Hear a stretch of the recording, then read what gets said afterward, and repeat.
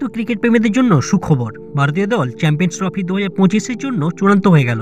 শনিবার সাংবাদিক সম্মেলনে প্রধান নির্বাচক অজিত আগারকার এবং অধিনায়ক রোহিত শর্মা 15 সদস্যের দল ঘোষণা করেন।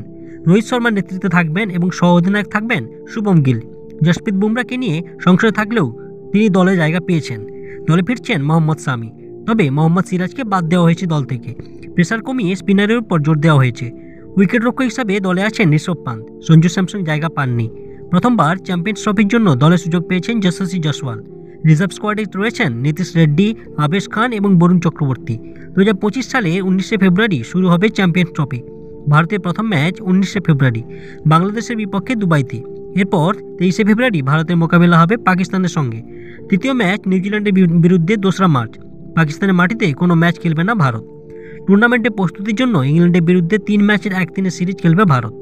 এই সিরিজেও একই স্কোয়াড থাকবে, তবে অতিরিক্ত হিসাবে হর্ষিত রানাকে যুক্ত করা হয়েছে, কারণ বুমরার ফিটনেস নিয়ে ধোঁয়াশা আছে।